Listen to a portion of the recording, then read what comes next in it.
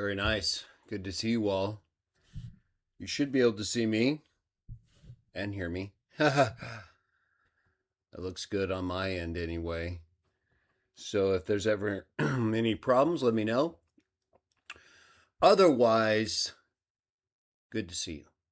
Now, this is part 4 of an ongoing series that we have where we are going through a video, Sam Shamoun, one of 2. We're going to do 2, but the first one, where he attempted to address Bart Ehrman and completely collapsed, right? Like he always does, but he's always also good at hiding it from most people. So I try to take the time and expose him because he's not a good person. He should not be trusted on any level, and anyone who does will suffer for it. He's also a blasphemer and pretty much a bad person in every way you can imagine. I don't care what anyone else has to say. I know Sam probably more than all of you. So you should be listening to me, not me listening to you. Where it concerns Sam Shamoun. Probably a few other things too. But think what you want. You can answer for you. I will answer for me, and that should be enough for you. So in this series, though, we are focusing on specifically things he wrote about and discussed in relation to Bart Ehrman, a New Testament textual scholar.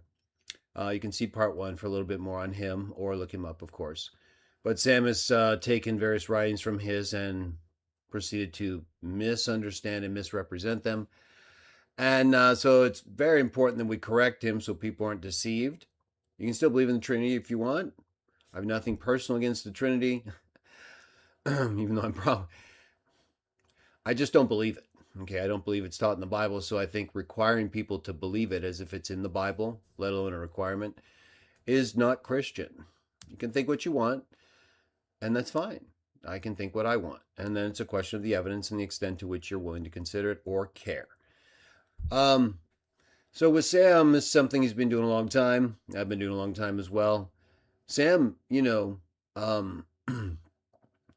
depends on doing this kind of stuff. So I'm not going to get into too much of his catastrophic circumstances in this stream, though, or series, because, again, we're focusing specifically on his Bart Ehrman stuff. Sometimes we will break and talk a little bit about Sam and the unique problems that he has, because it's important to make sure people understand he's not a normal opponent, like I mentioned before. He's not a normal person out there with just another point of view. He's crazy, right? While he does have experience and he has kind of a good way of arguing with people so that you never know what happened, and it confuses a lot of people. But if you listen closely, Sam interrupts a lot. He doesn't listen. He doesn't address everything, especially where I'm concerned, but it is most people. But he has a kind of bullying demeanor in everything he does. And he'll also attack in ways that most people won't, because he wants you on the defensive. See, so he's very quick to find out who's going to give in. Then he knows he can pour it on or not. If you don't know Sam, it might be hard to fully appreciate, I'm sure. But the fact is, history's right there for anyone who wants to consider it. And the present. So we're going to deal with his most recent video on Bart Ehrman. Well, not his most recent, but one of 2. We'll do it with the second one later. There was also a related video that we started a response to, but somewhat different.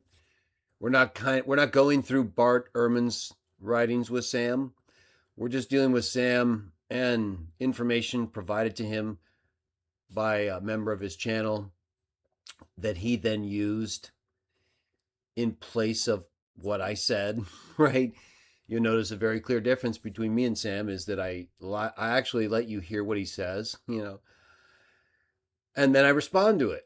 And it may take a little while, but look, his videos are about the same as mine. He just doesn't do what I do. He'd rather hear himself more, because he's in love with himself, and even though he hates himself. So it's one of those love-hate relationships that he then spills onto everybody else depending on what mood he's in. If he's in a good mood, why aren't you guys best friends? If he's in a bad mood and he thinks you had anything to do with it, you're not friends. if you, and what happens is a lot of people get fooled. Not me though. So we're gonna let him have it, both just directly, but mostly just in terms of technical ability tonight. His failure to deal with Bart Ehrman, arguments overall. It's gonna be another night of exposing him, right? So you can show people, hey, this guy's an idiot, right? Yes, he's well known. Yes, he throws himself into situations and just tries to intimidate people, and he's really a bad person. Great. Here, we've got all kinds of stuff that shows he doesn't know what he's talking about. In fact, I'm going to start out with something. Now, remember how earlier in this series I said, I'm just going to deal with what Sam says. I'm not going to get into like extended refutations if they don't directly relate to the specific argument he makes. If you don't remember that, I did say that. I think it was in the last part.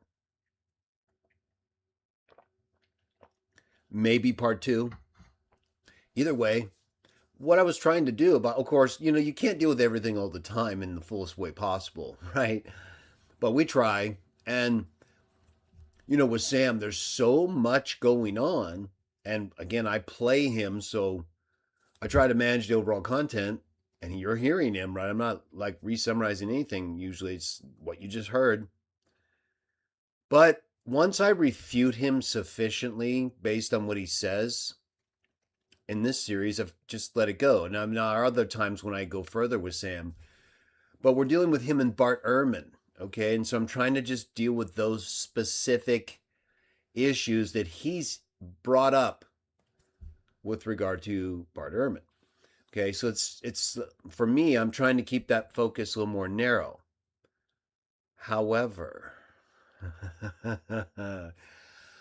I just happen to find myself reading Deuteronomy chapter 32, Hebrew and Greek, going to 1 Corinthians 10, reading it in Greek, and then sitting alone by myself and wondering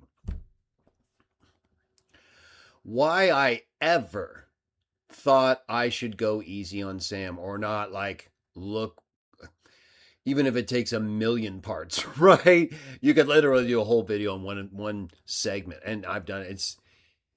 He's so loaded with error, right? I don't mean AIR, by the way. He is that too. He's bloated. Oh, like massively, okay?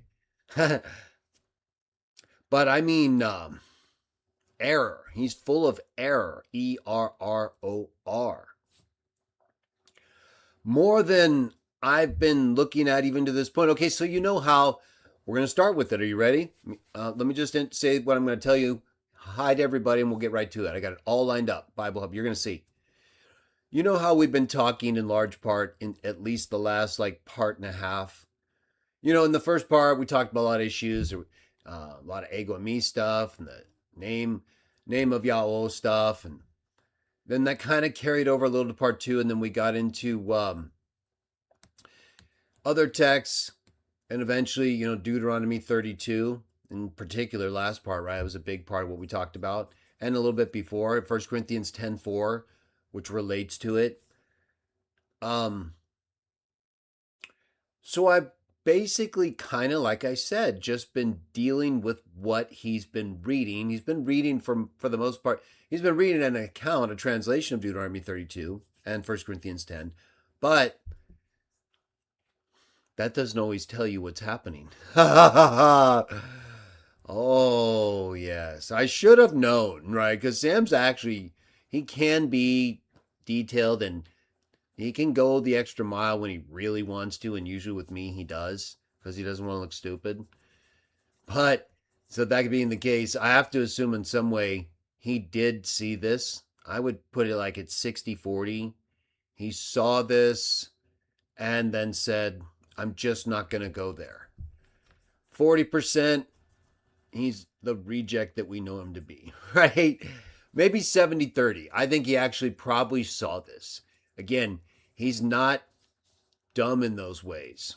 he's retarded in some ways. Like it, I mean, retarded meaning he's deficient. You know, the guy's gone, but he's also sufficiently capable, right? A functional reject, and he's been experienced with a lot of these subjects. So I think really this does allow him his greatest focus because he doesn't want to look stupid as he does in other ways, right? He can use this to deflect from everything else.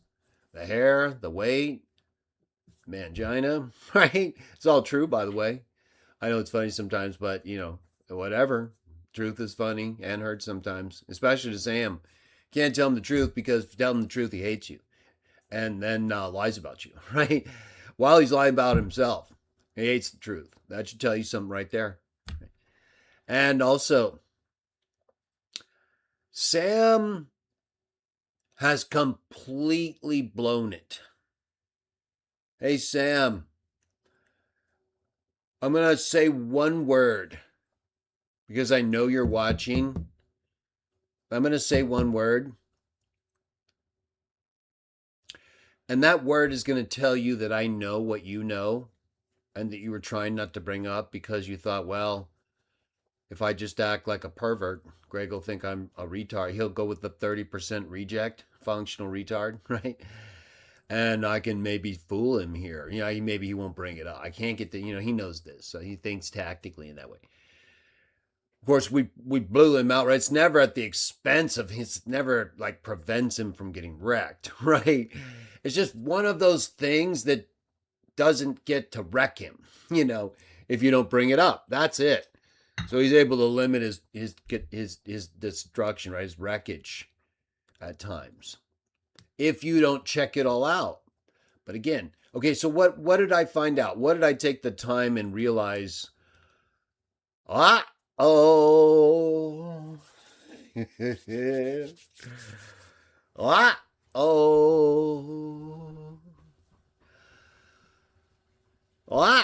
Oh, Sam's been lying again, and he's a pervert. Now, Bart and others who may be watching thinking, okay, are these guys going to talk about my stuff or not? Well, yes, but, Sam is not your normal person, and if you've gotten to this point in the series, then you know that we get to it. Oh, yeah, and just watch what I was just getting to. We're here together for several hours. I don't want to be boring. And I don't want to be disgusting like Sam, right? I want to try to be a little entertaining and have fun. And at his expense, especially, right? We have like an unlimited pass to take advantage of Sam. But it's not really. It's just that's just a description. It's actually a deserve. He's never going to reach a point where we have given back enough for what he's done. So we'll just keep drawing from the endless supply until the Father says, "Okay, yeah, no, I'll cut that one off right there." Well, I saw the cat. We'll finish it here. We'll do the burning part, right, or whatever. I already told Sam there is a way out. But I don't know. We'll see if he takes it. Anyway, we're gonna get to it right here. So let's bring it up. Let's go ahead and bring it up. Sam has been deceptive on Deuteronomy 32. Sam, the word. I know I left you hanging there. I know. I just get the word, Sam, that's going to clue you in on the Petra. Okay, Sam. So you know it's game over, right? You know, Sam, that in 1 Corinthians 10:4, like I'm going to show everybody. Now, as we know, Sam got exposed. He's been exposed in always, right? Most recently, it's been bad in these parts. Sam, would you like to show us where in Deuteronomy 32, the same Greek word in 1 Corinthians 10:4 that refers to Jesus as a rock, a spiritual rock, and then the rock, again, referring back to the non-articulated reference to the spiritual rock, right? So again, I think it could be a spiritual rock, and of course it is because it's a separate being as it is. And it's not the same rock, is it, Sam? Yeah! Sam's been lying again. And I'll leave it at that. Trying to keep this more just direct to the stuff. And we'll call his bluff and avoid his blubber. Okay, we'll save that for the weekend because we have another series with Sam. It's a little more humorous because of the way he looks and when we stop it, and it's out of control. His assistant, who seems kind of decent, but he's on Sam's side, so he has to be punished with Sam. And he also makes him look better than he is, like me, and then they criticize me. So they're literally making themselves look better at my expense, not just with him attacking me with lies, the videos, the thumbnails. So again, we have an unlimited account to draw from in humiliating Sam. No repercussions at all. It's all been provided and said, hey, no, he's gone so far over the top that no one cares. Okay? The only ones who care are the Ortho Bros who are trying to use him for something right now. I have my suspicions, but doesn't matter. They're all a catastrophe anyway. This is exactly how it should be. I told you all, did I not, several years ago, when he was way down in the mid 50s. I said, let's get him up there and watch him fall all the way down, right? And we'll just take over and praise Jah and give the one God, the Father, the position, the prominence, the truth that he deserves. That's what I'm talking about, right? You know what I'm saying? Okay, so what has Sam done, everybody? What is the deception we have now? Right? This here, especially once we're going to get to him. But before we bring Sam back up, right, remember we left off at 1 Corinthians 10. I think it was right around there. We'll get back to it. Basically related to what I'm saying now. But because Sam has done it again. This shows, right? When I'm going to show you. I showed you before, right? In the last video too, I gave you a few. He did a lot. Remember, he redefined the father of Deuteronomy 32 as Jesus, but in a creative sense that they all are, right? Assume the Trinity. Lied about the meaning of father there. Misidentified the person, right? When in the very sentence, right, it said who that is, the one who bought him, the one who owns him, the one who had him during the time when Jesus said the Father had him, but he didn't. So it's game over. It always has been. See part 3. It's incredible. This right now, what I'm going to show you. Okay, right now.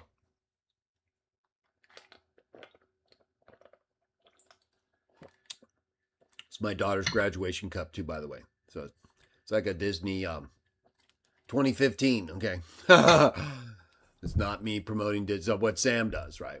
That was given in the school when they did their little field trip. Anyway, Sam indoctrinates his daughters, and there's a concern there.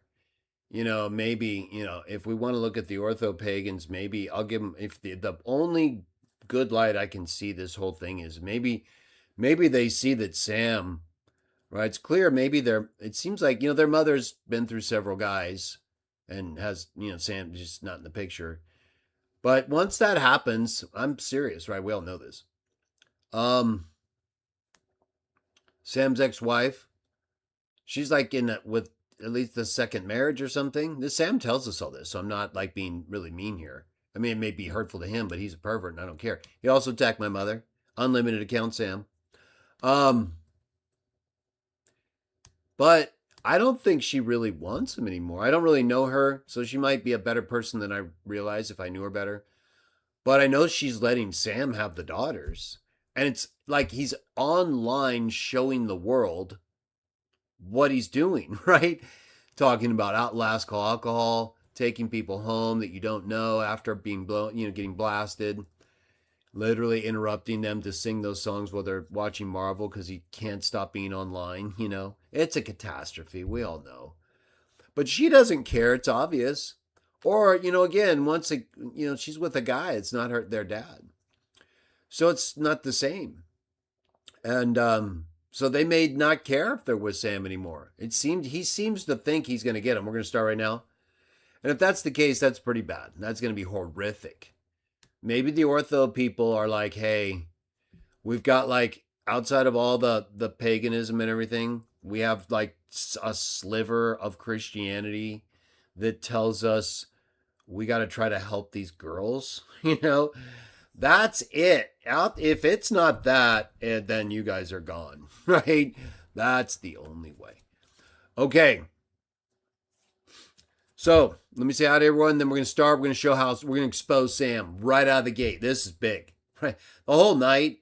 But this is a special exposure at the start because I realized he's been lying the whole time, right? Every single thing this guy has been saying about 1 Corinthians 10:4 and the rock there, gone, blown out of existence, and every single thing, it's gone. Okay, this is how bad it is. This is how bad Sam has blown it. This is not me exaggerating. I'm going to prove it right now, right at the start. I'm going to say hi to everybody, and then it's this is big. Okay? Yeah, he blows it bad a lot, and I rarely exaggerate, but this is big even for those bigs.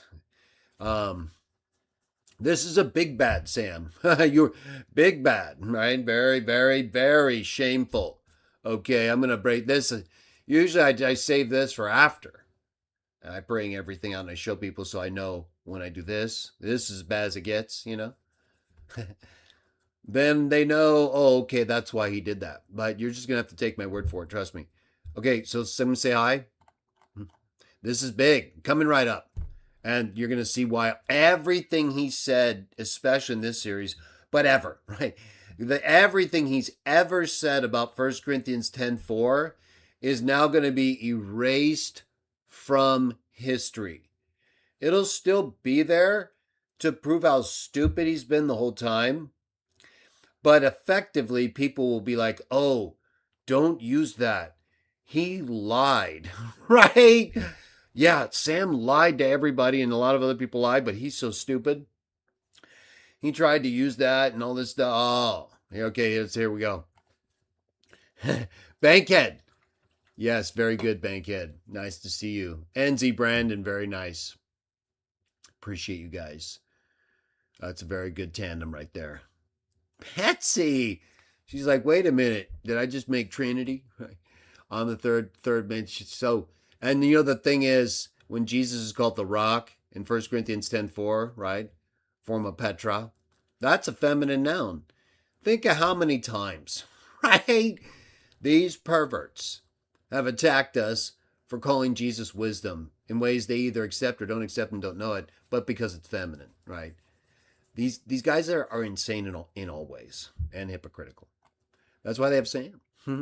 It's no joke. Either way, it's like you never saw that before and you just wanted to take issue with us on wisdom and stuff because you're perverts, even though you believe that, but you don't really believe it the way it is, like with Angel and God and everything else. Okay, Joker, yes. No, it's over, Sam. We have the people in place. We have the positions have been assumed, Sam, for your punishment. And it's going to start right now. You're not going to wait. Okay, Sam, if you leave, I know how you are. I know how it is. I know. Okay. But you're going to miss it. That's how fast it's going to happen. Like right after I say hi a few more times, Sam, it's over, right? Exposed. You know that word you love and that we love because it applies so much to you. This is the big night, Sam. At least it's always big and you're big. So, that's why I said big bad, Sam. This is big bad, right? Okay, what do we have here? We have Nicholas Morey, and he appears to be a berserker. He's a berserker. He's a very passionate berserker. He's using a lot of emphatic words and emojis and not appearing rational. We'll leave him here for now. We're going to monitor him. Okay, we're going to manage him and see what happens. I'll do a podcast pretty soon where I show all the comments and interact with them. I'm not going to do that now because we're going to interact with Sam and Bart Ehrman. I'm just saying hi real quick. I'll do that soon though. Gabriel, RL7NV. Shamoun is a cash cow. You'll get more views and subs just by refuting him. Sam even knows I don't care about that, Gabriel. So, yeah, I'm sure that's a very sophisticated and thoughtful comment. No one's ever said that before. Yeah, good one there. Nice. Randy Kalakalar, outstanding. Harlampros. He attacked God Logic's wife, by the way. I haven't heard that most recent. I will get to it though. We're gonna destroy Sam in all ways. But I have other things I'm dealing with on him, like right now. But yes, I did hear that happened. He's a despicable person and a cow, not a cash cow. Who was that? Gabriel. Yeah, if he was a cash cow, he'd have a job or he wouldn't be begging for money all the time. I'm not saying Sam, he's survived, so obviously he's capable. But he's only capable of one thing, Gabriel. So if it wasn't for stupid people platforming him, then he wouldn't be a cash cow. Okay, what do we have here? There's someone here. Cora the Yappy. I don't think that's a real person. But we talk about Cora the Tammy. I don't know who that is. I know who she is from Sam because he's always masturbating about her, right? And to her. He's a pervert. He can't think about food, so let alone women. So we have someone who's at least, I think, trying to bait me into this or whatever. Well, let's see. She says I have an issue to address with you. Please do not talk about how he masturbates to you. Well, Cora, you shouldn't be associating with Sam then, should you? You shouldn't be appearing online and making yourself subject to abusive fatzos like Sam. I recommend just not worrying about it. He's a pile of garbage, And you're going to be seeing a lot of women, a lot of men at I'm sure, elsewhere, Cora. So if you haven't figured out by now that there are people among those men who do that, Sam's just the worst. You understand? Just try to deal with it, okay? No one can really, if that's you. Sam, though, I think someone was telling me about pictures, if this is really you, Cora, if you're really Cora the Tammy. I don't know that, though, but we'll get through this. And either way, I don't really care because I'm not on your side, Cora. Did you not know that? No, I'm here to take down Sam. And if you're in any way not in line with that purpose, then I don't know what your purpose is. I guess to promote your religion, and that's fine. I think you have some good people on your side if this is really you. But I don't know that you're necessarily one of them or should be doing what you do, but that's not my place. Just like it's not your place, Cora, to come here and tell me anything as a Christian man. No, if anything, you should have had someone like Jake or someone else tell me. If he really felt that way, I would listen to him because he's a man and I would take him seriously because I know him, okay? Or if Betsy did that and she knew you, of course, she's a woman, but I know her. But it'd be more so with Jake because, again, we have a certain, well, you do too, Cora. This is you. We're going to get to the Arco, though. So, yeah, it doesn't appear you're really serious. If this is really Cora, I don't believe you're serious. If it's not really Cora, well, then we know you're not serious. So, out of here, right? Either way, I don't have time to verify you right now because this isn't my concern. My concern is Sam and why he's got 24 videos of 53 on his channel of a Muslim woman, and you want to tell me he's not masturbating. Is that what you're really saying? Okay, because if you're saying that, you're stupid. Now, if you agree he's masturbating to you, Cora, like we know you would if you're not stupid, why are you upset? So you're literally doing what you know makes him do that, And you're mad at me for what? Saying he's doing what we all know he's doing? So the problem is you, if it's you. And if it's not you, it's still this person. And it may still be you because he is masturbating and you keep showing up. So if you want to stop that, stop doing videos. That's the only way. And you're already online. He already has you now, right? I understand you had pictures if that's you. And if not, I don't care. I'm not here to, I've not seen them, nor would I. I'm a man, you know. We don't have to masturbate. We don't have to like have 24 videos featuring a woman of a different religion, you know, while we're dating someone allegedly. And we have our daughters there being indoctrinated by Marvel while we're in a locked room. Yeah, no, there's a lot going on here. Okay, Cora. So whether it's really you, I don't care. I'm not here for views. I'm not here for nothing. I'm here to promote the truth. Sam is he's my arch enemy, right? He's the arch enemy, and one day you're going to find that out. And whoever you are, you're here now derailing our discussion. So I don't really care. You can, well, out of respect and the potential it may really be you, I'll just tell you, you're not welcome here. Okay, that's the last time you need to come here. We're not here for you. We're here to take down this pervert. And if he wants to masturbate to you because you keep showing up online, that's his problem, not mine. If you think it's a sick, disgusting act, I agree with you. Go tell him that. Don't tell me he's not doing it. That just means you're a liar. Okay.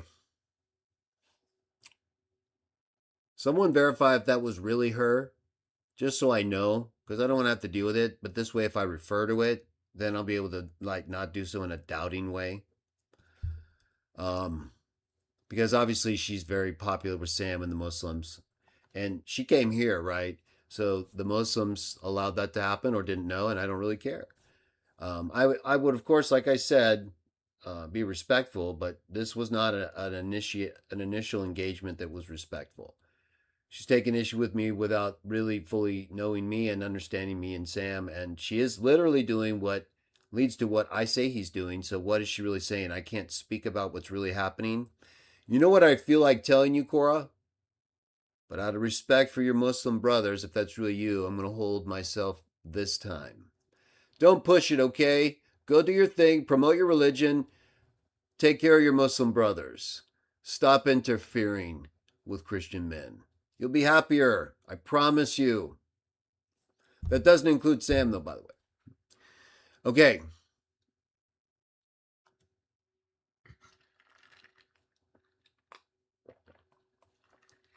Very nice. Sam masturbates to Mary, right? He sees a statue of Mary, he runs to the bathroom. So what are you talking about, Cora? All right. It's sick, I know. But you're dealing with someone who's gone beyond everything, okay? He's not in control of himself. Okay, they're idol. He's a pervert. You understand? These are idol people, Cora. They're icon people. What are we to think of icons and idols? Yes. Okay. So, yeah. No, these are not the kind of people you should be concerned about at all. Either way, tell Sam to stop doing videos about you, okay? That is what makes me see that he's masturbating to you. So I have to comment on his behavior. Tell Sam, and if he respects you, go to the people that Sam uses, like whomever, and tell them, hey, tell him to stop doing videos about me. Then I'll see that he's no longer masturbating to you, and I won't have to bring it up as part of his behavior problem. It's a real easy fix, okay? Asking me not to call out my arch enemy is not the fix. Okay, let's get to it though. There's so much to do, right? All right, so that may have been important, may not. If it was just an imposter, then of course it's still relevant. But let's get to Sam's big exposure. Sam, it's time for punishment. Be punished, okay? Come, Sam. Come. Come for your punishment. Yes. Yes, Sam. Yes, we must punish you severely. Now, to do the punishment thoroughly, we're going to read all of 1 Corinthians 10, okay?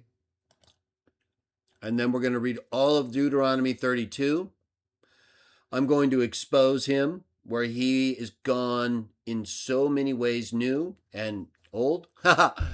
And then we will continue, now having reset his perversion of these texts, with where we left off. Okay. New American Standard, 1 Corinthians 10. We'll go to the Greek in a moment, but we'll look at the whole thing first. Look, I do not want you to be unaware, brothers and sisters, that our fathers were all under the cloud and they passed through the sea. And they were all baptized into Moses in the cloud and in the sea. And they all ate the same spiritual food. And all drank the same spiritual drink. Okay, now this part's very important. For they were drinking from a spiritual rock, which followed them. And the rock was Christ. The next verse isn't really related. It's related to the historical relevance, but it's not leaving anything out by just stopping here. Okay, so this is very important. Remember this, okay? Friend, we all know this came up in the last couple parts, especially the last one.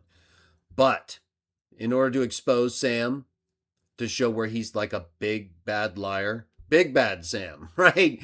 This is where you get the shame right out of the gate, pal.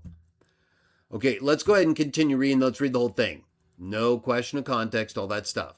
But this is our main focus, okay? And is with Sam too. So don't forget that we're going to come back to it. Everything relates to this from this point forward. And from here, of course, too. But you should be kind of linked to this. Nevertheless, with most of them, God was not pleased, for their dead bodies were spread out in the wilderness. Sometimes parts of the translation are not in the Greek and are indicated by italics, but we'll just read them anyway because they're meant to indicate what is meant, even if they're not stated in the NASB. Verse 6, now these things happen as examples for us, so that we would not crave evil things, as they indeed crave them. Do not be idolaters, as some of them were. As it is written, the people sat down to eat and to drink and rose up to play. Nor are we to commit sexual immorality, as some of them did, and 23,000 fell in one day. Nor are we to put the Lord to the test, as some of them did and were killed by snakes. Now, this reading here there's a variant. There's several. A number of other good authorities say Christ. Some say God. But here it says Lord. Right? So it could be, in the case of the text that read Lord, either reference to Jesus or a stand-in for the divine name from the Old Testament account. We wouldn't know because it's not quoting anything. He's summarizing things that happen with a variant in the reading that could be either one of those. Okay, but some text translations say Christ. And that's because, just like right here, right? If you're like me, you agree that Jesus is the angel of Yahweh, or one of them, right, in the Old Testament. Michael, if you're me. But if you're not like a Michael believer in that way, but you believe he's still the chief angel, just not Michael in the Old Testament, okay. So this is what those who believe that usually think. Now, Trinitarians see this and they think, yeah, well, this is him as the second person of the Trinity, right? The uncreated angel that doesn't exist, but that they redefine to fit their doctrine. We just see it as that same angel from Exodus 23 who was appointed with God's name and told what to say. Not his words, God's words, spoken by the angel, right? So that's the angel that's with them the whole time. And it's referenced as such many times but not all the time, right? Like I've proven numerous times, not only with angels, but with humans, most recently with Isaiah, they speak for and as God. Yeah, without any clear break at all or indication that they're doing anything other than being or speaking as if they are God. All of it. Isaiah is probably the number one who does it with all the expressions you can imagine, first and last. No gods besides me. That's all him talking. He switches in right in from his own perspective. I've shown that in the narrative. Feel free to read it and show I'm wrong. Because I'm not. I just followed the data. You see, when you're actually dealing with facts and information, you don't make stuff up or are often confused with translation stuff. You can see what's happening. Right. So when we get to text like this,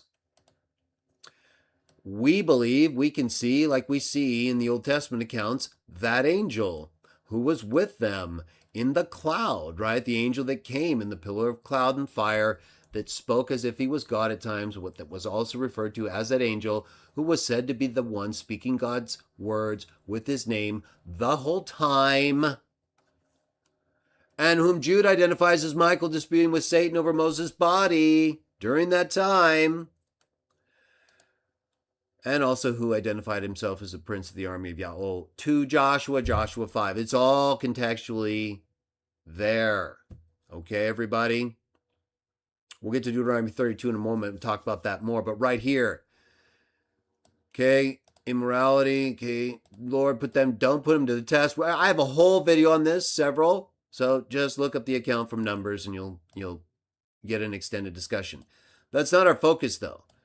We've already talked about it, and if Sam brings it up again, yes, I'll go back into it. So our focus, though, is verse 4 right here, because he brings up this whole rock and everything, okay? And again, I've already talked about this, and there's a key variant reading, so it's not even completely reliable. In any case, right, it has Lord here. This has Christ. But again, some say Christ. And so that's fine, because it's that same angel. At times, maybe one other angel, just like there is in Daniel and elsewhere, Zechariah, where there are two, but there's no one else according to Gabriel, but Michael, the very one according to Jude who was there disputing with the devil over Moses' body. So it's not hard to put this together. The way the Trinitarians are so used to putting their doctrine together from all these texts that don't teach what they say, you would think they could at least see what we say and not be so blind to it. But here we are. Okay, so we'll move past that. I've already talked about it unless Sam brings it up. We're focused on verse 4. Nor grumble as some of them did and were killed by the destroyer. Right, so this aside, right, I think here, if we have Christ as the reading, right, then we know it's another reference to that angel. But if it's Lord, it could be either that angel or Yahweh, and an indirect reference to Yahweh through that angel, so not directly to Jesus as an angel, right? Because remember what he's talking about. This is all about Jesus. From the start through, he's talking about the same spiritual food, the same spiritual drink from a spiritual rock that followed them that was Christ. He does then, of course, again, remember, it's God using the angel. The angel is only doing what God tells it to do, just like Jesus. So the Bible doesn't reset that relationship interplay every time. It assumes that we're not stupid, okay? Yes, we have to deal with people that the Bible didn't realize would be reading it, like Sam. But for most people, we understand that the narratives can be all-inclusive and both refer to the overarching agent, the one who actually assigned the angel that followed them, and the actual direct source and cause of the one who was sent to follow them. So, because it's God, remember, God says he's going to do what I say. You got to listen to him. He's not going to pardon you. My name. It's because of God. It's God. It's not the angel indiscriminately on its own making determinations. It is 100% exactly like Jesus and other angels doing what God wants it to do. Period. It is never not doing that. That's why it's described the way it is in Exodus 23. It couldn't be more clear. That's what it says it's doing, speaking God's words. His name is in him, not the angel's name. So all the authority and instruction is from God, just like Revelation 1:1, just like everywhere, in fact. So right here, we have, I think, a series of references. This isn't the big exposure on Sam coming. Again, this is groundwork to show he's a liar. Petra, Sam. Ha ha. Yeah, you want to show me where Petra is in the Septuagint of Deuteronomy 32? Here's a clue of where Sam's big exposure's coming. Yeah, it's there one time, Sam. But guess what? Not for God. This guy's gone, right? There is zero. Did you guys know? I'm going to clue you in right now and then show what I've been talking about. There is zero. Sam, double donut or anal opening for you since you like sodomy so much. Yeah. There is no conceptual link. There is no direct word link from Petra, rock, in 1 Corinthians 10:4, and any description of Yahweh as rock in Deuteronomy 32, Sam. Yeah, how about that? How about that? We've been all along just using this English translation and letting this pervert try to pretend like the same words used, right? And because we understand the account the way I just explained it to you, right, that it's the empowered angel, it's the angel with God's name, not its own name, speaking God's words, not its own words. So it doesn't really rock us like it destroys his brain. But he doesn't even have what he's telling us. The words used right here, forms of Petra, are not used of God in Deuteronomy 32, Sam. No, it's used one time in Deuteronomy 32, Sam. And you already know this, don't you? Because it would be the thing you would wanted to have been the case for God the most. Because then you could have said, look, Petra, Trinity. Even though that wouldn't be the case, you don't even have that, do you, Sam? What a letdown. What a catastrophe. And, Sam, the one time it is used, Sam, is in reference to the same thing it's in reference to. The only other time it's used in Deuteronomy chapter 8. Right, for an actual rock. How interesting. Did you know, Sam, that absent that conceptual link and word association and the actual meaning of the terms used for God as a rock in Deuteronomy 32 actually provide a totally different interpretation than we were willing to grant you? Not that he's not still the rock as a pre-existent, the angel, but just not the rock in the way that we were trying to associate with him being the angel appointed by God with all the words from God in his name. That's all true too, but the rock is actually a little bit different, isn't it, Sam? You tried to hide it, didn't you, Sam? Ha ha! It's game over, everybody. Don't forget this part. Let's finish this chapter and then blow him apart. Sam, that you should have just come out with it, Sam. You should have known, right? Sam, this is just like with Latruo and Justin Martyr. Now, you didn't know I was going to be entering in among that discussion, but Sam, you knew this one at some point. Maybe not. Maybe you thought it was just Bart Ehrman. I wouldn't take an interest. But Sam, when you start to attack people and their mothers and act like a pervert as you have your whole life, well, I'm not only going to do what I've always done, but I'm going to do it even more. You understand? So, yeah. So it goes on. It first starts out, it looks like to me, calling him the angel of Yahweh, who was appointed in Exodus 23, but not the rock that he's talking about. Not the rock that's Yahweh, as I'm going to show you and prove to you, because he lied to everybody. It then goes on, potentially in one of the best readings at least, and maybe one of the meanings for Lord, to again refer to the angel that's there with the Israelites who destroyed them, who's then referred to in verse 10 as the destroyer, right? The very thing that he's called by the demons in Mark, in the Gospels, And in Revelation, it seems anyway, he's addressed as the one who came to destroy them, and there's an angel called the Destroyer in Revelation. This is the reference to the destroyer, right? And also the destroyer in Egypt of the firstborn. So that's another name for him, this angel, this destroyer. Now, these things happened to them as an example, and they were written for our instruction upon whom the ends of the ages has come. It's describing what I'm saying is this is describing all angel stuff, right? All of this is related to the activities of him as the angel, of Yahweh, who's explicitly identified many times, but who also speaks as Yahweh. So it blows their mind, right? It causes them to collapse. Therefore, let the one who thinks he stands watch out he does not fall. No temptation has overtaken you except something common to mankind, and God is faithful. He will not allow you to be tempted beyond what you are able to bear, Sam. So why can't you stop this incessant masturbating? Why do you have to make it such a regular feature of your life? Why do you have to bring in all these people? But the temptation will provide the way of escape, Sam.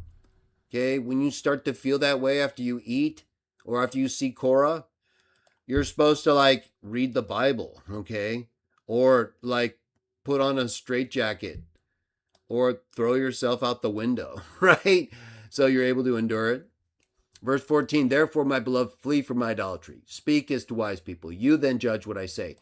The cup of blessing which we bless is not a sharing of the blood of Christ, is it not? Not a sharing. Is the bread which we break not a sharing of the body of Christ? Since there is one loaf, we who are many are one body, for we all partake of one loaf, the one loaf. Look at the people of Israel. Are those who eat the sacrifices not partners in the altar? What do I mean then? The food that's sacrificed to idols is anything, or that an idol is anything? No. Right? And he's also not setting up a similar type of arrangement to the Old Testament like the orthopagans and others do, right? No, they're just doing the regular eating of the bread and drinking of the wine as symbols of his body and blood without any of that Old Testament altar stuff, even though he's referring to it in relation to their common celebration together, without any of that actual, all of those accoutrements in the Old Testament and official demonstrations that he's referring to from there. It's much more informal and casual, you could even say, but dignified and holy, of course. But these guys go way overboard, and they deck themselves up with idols, icons, gold, and are insane. No, I say the things which Gentiles sacrifice, they sacrifice to demons and not to God. Now, yesterday in part 3, Sam read this, and he might read it again, but he was reading it from Deuteronomy 32. And he referenced Paul and spoke of Paul quoting those exact words from Deuteronomy 32 that I just read from 1 Corinthians 10. And I didn't realize he was quoting from 1 Corinthians 10. I thought when he said Paul quotes those words that he was referring to Galatians 4, which he also does, and it comes up in relation to the same subject. So again, he doesn't specify where in Paul, but I believe now he was referring to 1 Corinthians 10. So in part 3, when you hear him do that, he's reading Deuteronomy 32, which says this same thing right here, basically. The things which Gentiles sacrifice, they sacrifice to demons and not to God. Well, he read that from Deuteronomy 32 and said when Paul quotes it. And again, I thought he was talking about Paul, Galatians 4, because again, he didn't specify. But I think this is what he meant. So again, it'll be unclear only because it's not clear what he's saying, but I do believe now he meant this, because Paul does quote it here. Okay, so just keep that in mind. Says, I don't want you to become partners with demons. Right. Now, there's a lot that's going to come up here in the other video that we have, but it's very clear this has to do with idols.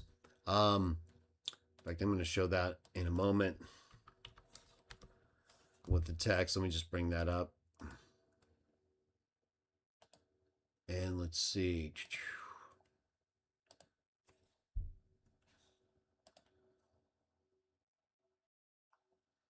Okay.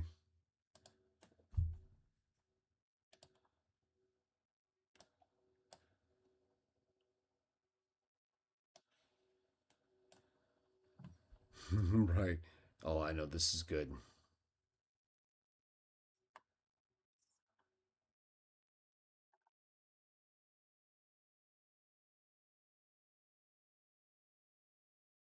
Oh, yeah, right. Okay, good. Okay. So let me bring you guys up here. Was I just showing everybody though? Let me just make sure we're good and check real quick. Okay, you guys are good. So I was just showing First Corinthians 10. My bad. Okay, so we're going to go to Deuteronomy 32 in a second. I'm going to show you when it's talking about this right here, sacrifice to demons, it's not always clear, whether it's talking about like real spirits, like the sons of God that literally Deuteronomy 32 says the nations were appointed under, right?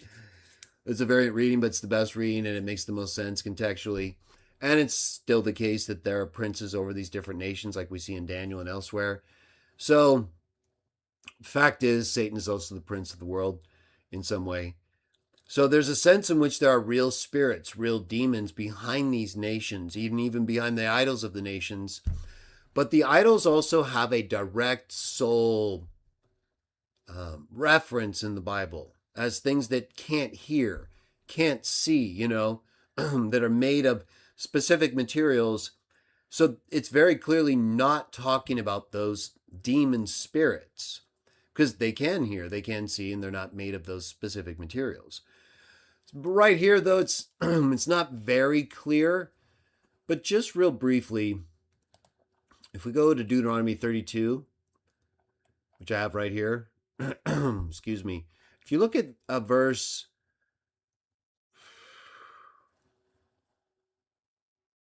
let me just check real quick. Where was that? Oh yeah, 21. My bad. I had a search keyed up for it because of idols. Right here in Deuteronomy 32:21. Look at what it says. We're going to read this whole chapter, by the way, but just real quick. They have made me jealous with what is not God. This is Yahweh talking through, obviously, an angel or some representation. They have provoked me to anger with their idols.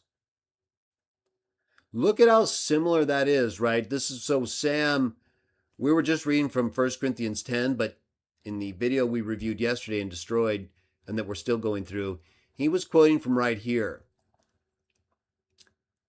Verse 16, they made him jealous with strange gods. With abominations, they provoked him to anger. They sacrificed to demons who were not God.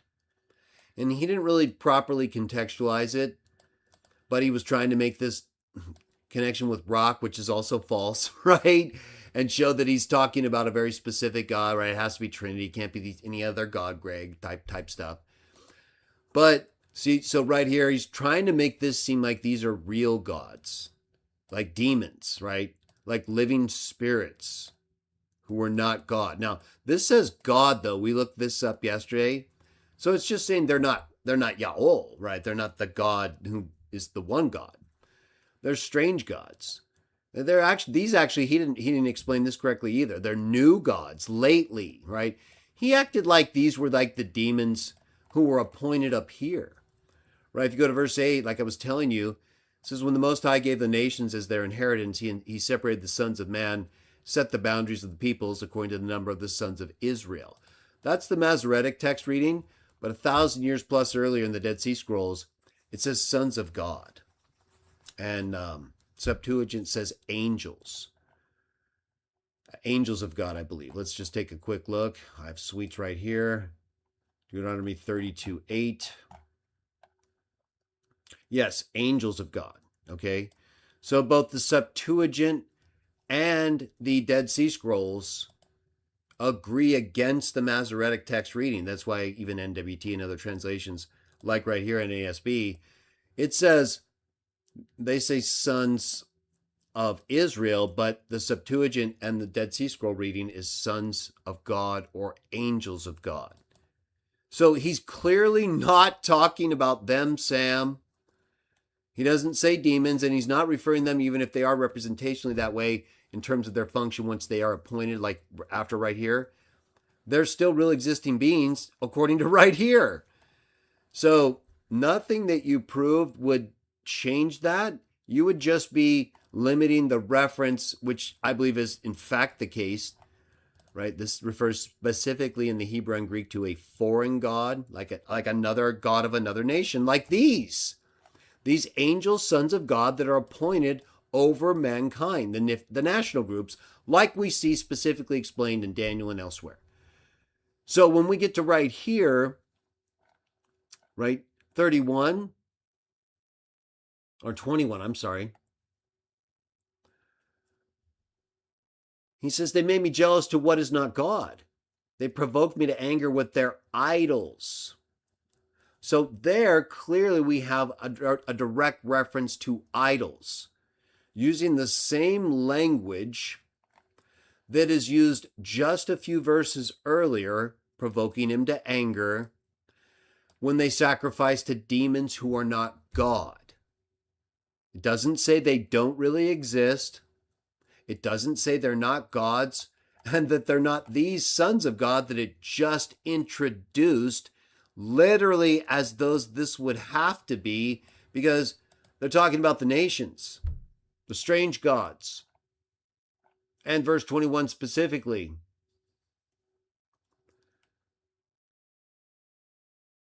jealous with what is not God, provoked me to anger, hide my face, perverse generation.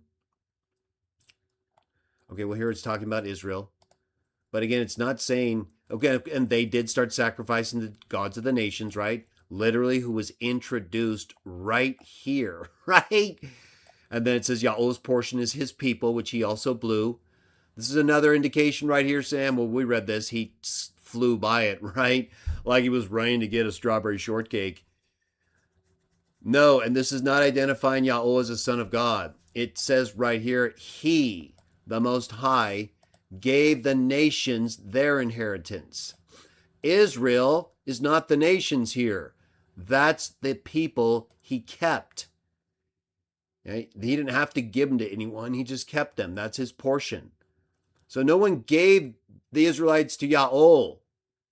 He gave the nations gods and people. And he kept Israel as his own. He encircled him, he cared for him, guarded him, and that no foreign god would be with him. No foreign god. That's not talking about an angel or the angel.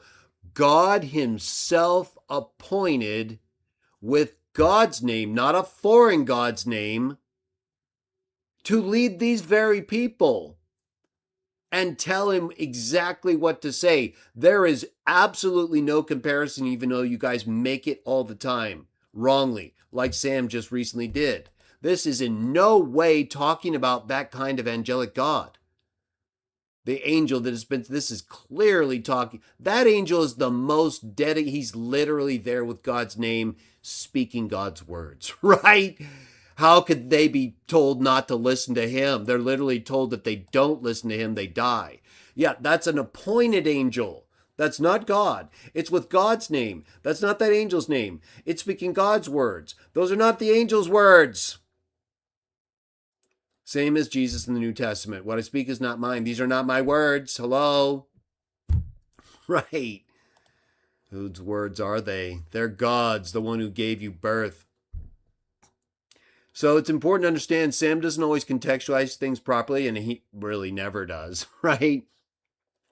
But he tries to confuse people about what the references are to demons, idols, when it could be either one. You have to look at the context, or the one behind the other, because that's often the case, as we just saw. You could read in Paul, also in 1 Corinthians 8, he literally says, an idol is nothing. And then he goes on to say there's one God to us, even though there are God, those called gods in heaven and earth, and those who are gods. So he's not talking in those references about an idol.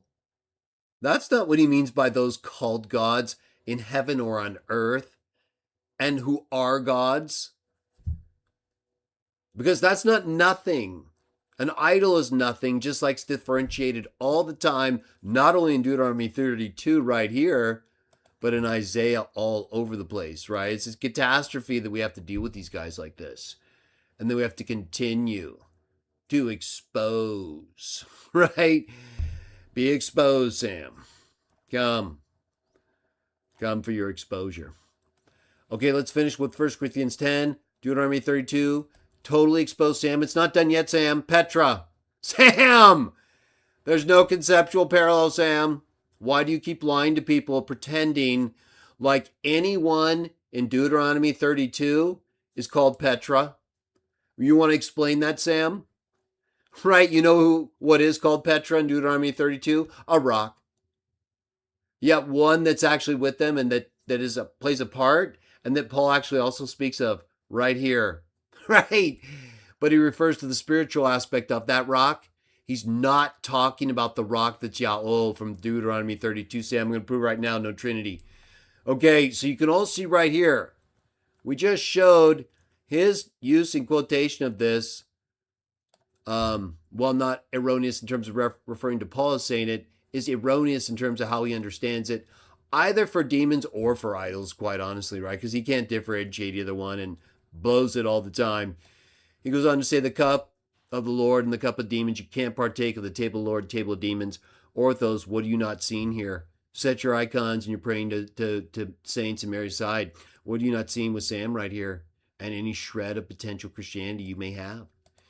Or do we provoke the Lord to jealousy? We're not stronger than he, are we? All things are permitted. That would include punishing Sam, wouldn't it? But not all things are a benefit. That would be a benefit. Oh, a lot of benefit. Sam, all things are permitted, but not all things build up people. That might build people up. See punishment administered, right? People like that, justice. No one is to seek his own advantage. Sam, that's literally the foundation of his existence. But rather that of his neighbor. Sam, you attack your neighbor nonstop. Eat anything that is sold in the meat market without asking questions. You do that, no problem, pal. So Sam is in full compliance, okay, with this. He might still ask something to burden people's conscience, but this part right here, we need to give Sam some credit for full compliance, okay? Verse 26, for the earth is the Lord's and all it contains. If one of the unbelievers invites you and you want to go, eat anything that is set before you without asking questions. It's Sam. You're racking up compliance, my friend, and you're also an unbeliever. So you can invite yourself and be compliant right here. For the sake of conscience, right? If anyone says to you, this is meat sacrificed to idols, do not eat it. For the sake of that one who informed you and for the sake of conscience. Now, by conscience, I do not mean your own. I mean the other person. Sam, you're not supposed to be thinking about yourself, Sam. Why is my freedom judged by another's conscience? Then he does that every day. If I partake with thankfulness, why am I slandered about for that which I give thanks? Sam, who appointed you as the slanderer? No one. You appointed yourself, right? That's exactly what Jesus said. When he speaks from his own disposition, a pervert. Therefore, whether you eat or drink, whatever you do all things for the glory of God. Do not offend. Jews or Greeks, Sam. You not only don't do this, you do this. And so it's in reverse order. Or the church, Sam, you've offended everybody, right? Multiple times, just as I also please everyone in all things. So Sam has no apostolic connection whatsoever, right? Not seeking my own benefit, gone, but the benefit of the many, so that they may be saved. Sam is literally leading people down a path of destruction, right? It's like he's like the exact Sam read this chapter and said, how can I be the opposite, right? I know. I'll start by lying about verse 4. Sam, right here. It's time for exposure. It's time for you, Sam, to witness the full devastation of Petra.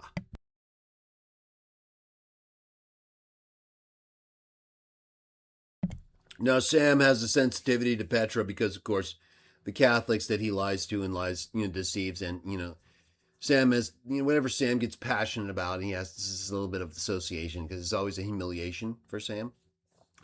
He'll humiliate himself, right? That's obvious, but he's still, certain things bother him. Okay. So, and other times, like when he humiliates himself to throw himself down in front of Jay Dyer and others because he's a pervert.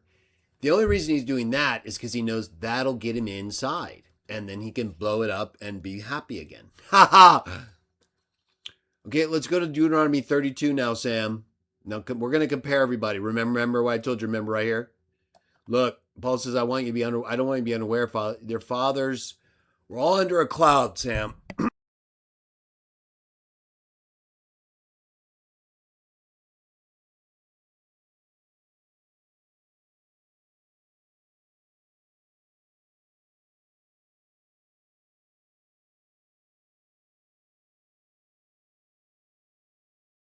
Sorry, I had you guys muted there for a moment. My bad.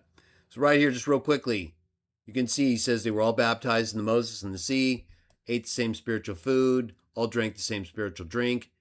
They were drinking from a spiritual rock, which followed them, and the rock was Christ. Sam, they were drinking from a spiritual rock. Petra. Let's look at the Greek, right? Let's go ahead and just make sure that Sam understands that it's over, pal. It is so game over for you, right? Total collapse. Full breakdown. Okay, 10:4. Right here, look. And all the same spiritual drink they drank. They were drinking from spiritual accompanying them rock. Petros. It's a form of Petra, which you can see right here, right? We'll come back to that. You see, it's a feminine noun. They always get burdened for some reason when it's us making an application of a feminine noun to a male person or whatever. Yet they'll do it in collapse. In any case, you can see that word right here, right? So that word is not used of God in Deuteronomy 32. Sam has been lying to everybody. Now you may say, well, isn't God called a rock in Deuteronomy 32? Well, yeah, maybe, but he's not called this. Okay? You need to understand this because they are liars. God in Deuteronomy 32 is never, not one time, called this. Nope. It's the same word, just different case, different use.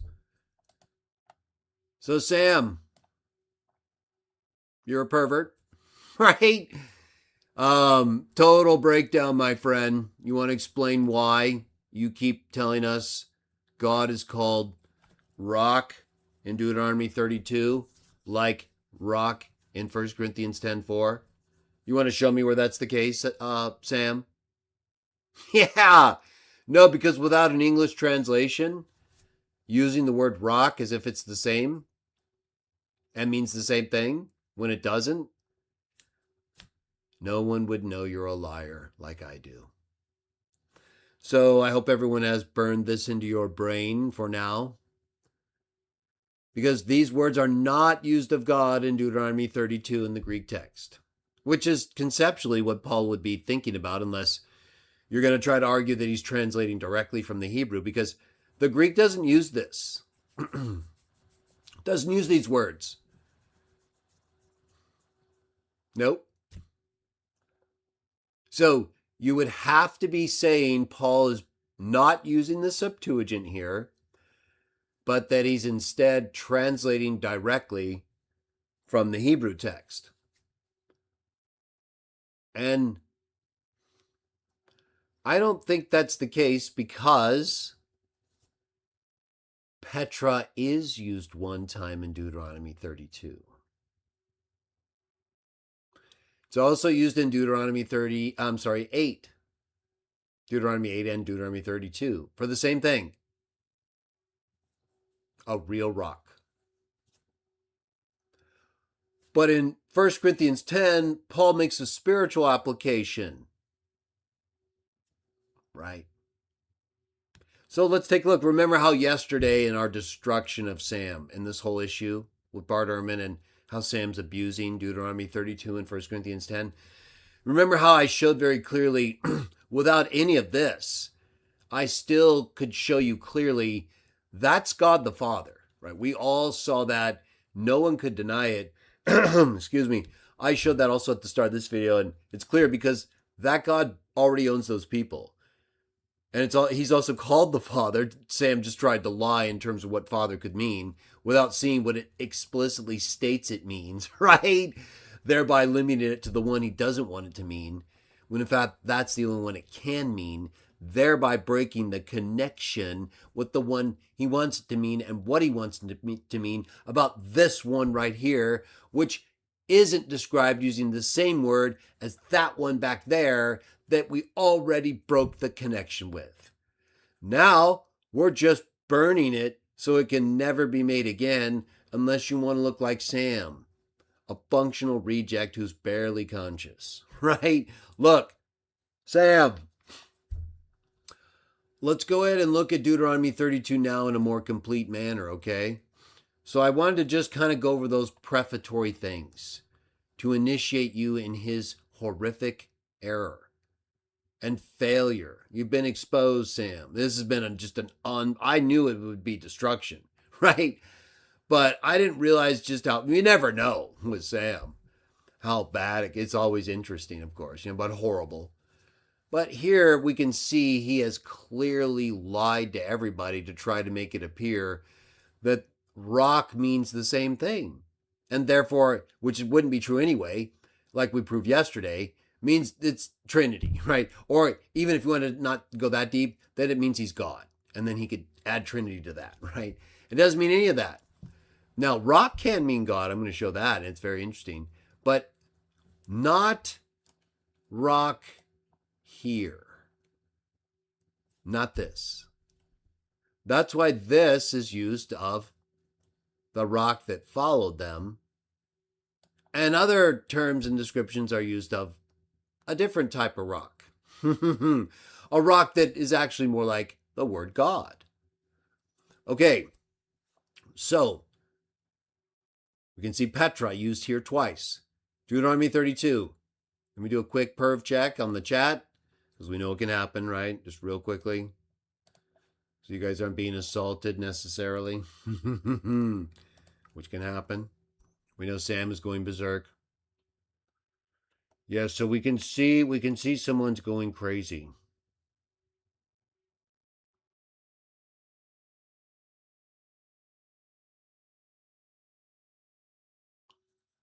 Okay, but Joker seems to be in control. So we'll leave it alone. Looks like Betsy's also involved in so it should be in full control. No one's like saying, hey, we have like a perv out. If you guys want to argue and stuff, that's fine. So Nicholas Mori, I have whole videos on Alpha and Omega, first and last. You not only have textual issues, you have variant issues, and you have speaker issues. And there's so many issues with what you're saying you don't understand. It's going to blow your mind. Nicholas Mori, do yourself a favor if you're not a liar and a pervert. Just go type Revelation 1:8 or Alpha and Omega or any of those texts in my channel. I'm also going to be doing a separate special presentation like I did with Isaiah to further cement what's going on there.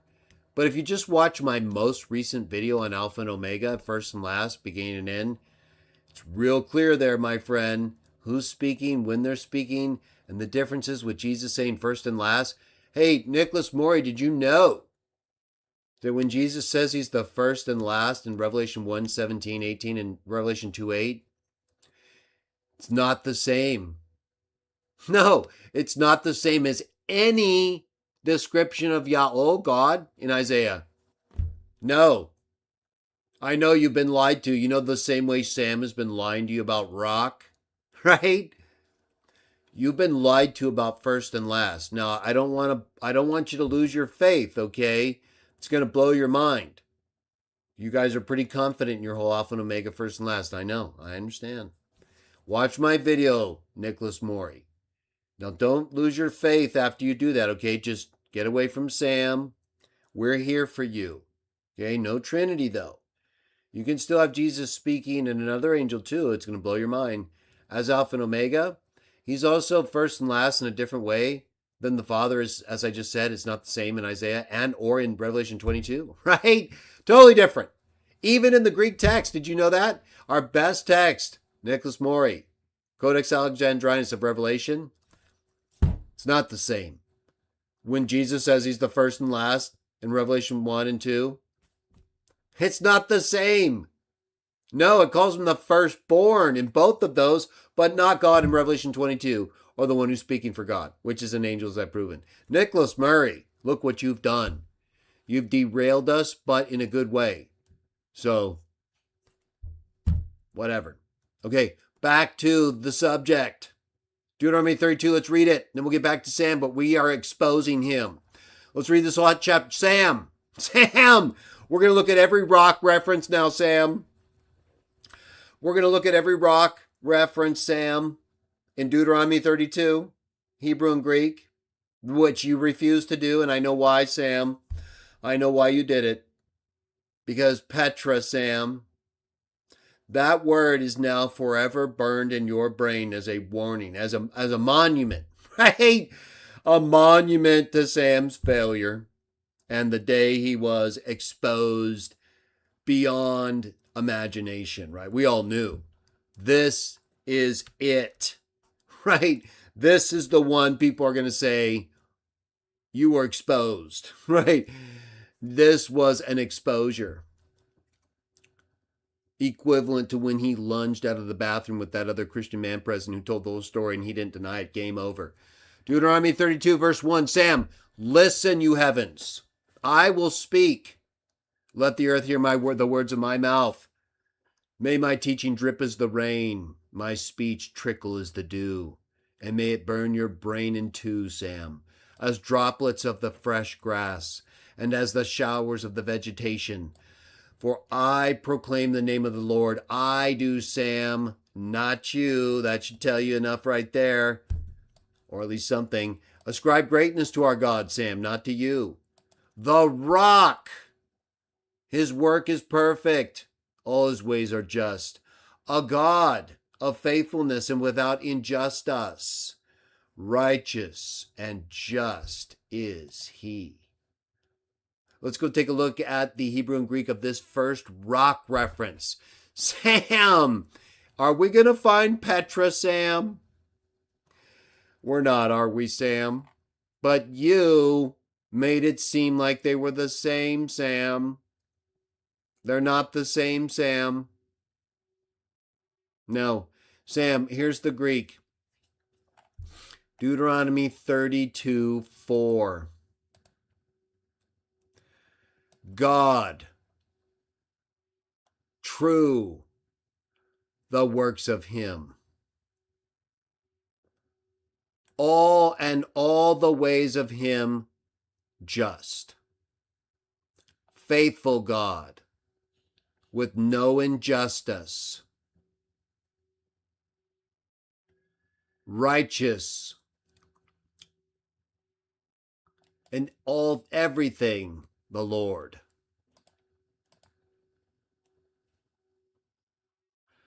There's no Petra here, Sam. No, it doesn't even use the word for rock at all. It does use the word for God, though, and that's important because, as I'm going to show you, in Hebrew, the word for God, te'ur, can mean or essentially be the equivalent of God, even in the plural. It's just not used or translated by a word that in any way relates to Petra in 1 Corinthians 10:4, right? This is where he's gone. The rock that God is in Deuteronomy 32, as I'm going to show you right now, I just showed you it doesn't use the word for Petra in the Greek to translate the Hebrew. Remember right here, it starts out using just the word God, theos, right? But if we go back to Deuteronomy 32:4, it just says the rock, right? It doesn't use the word for God. I'm going to show you that the Greek Septuagint translates the Hebrew word for God, for rock, with God. So let me bring up the Hebrew of Deuteronomy 32 right here.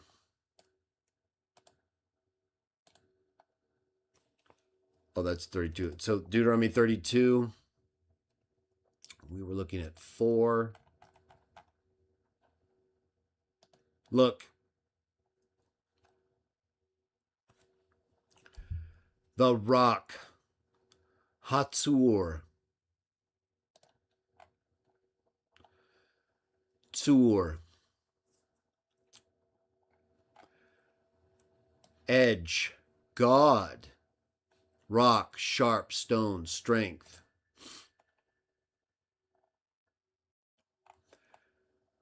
Edge, mighty God, one, rock. You see the word God kind of appearing, right? Even here.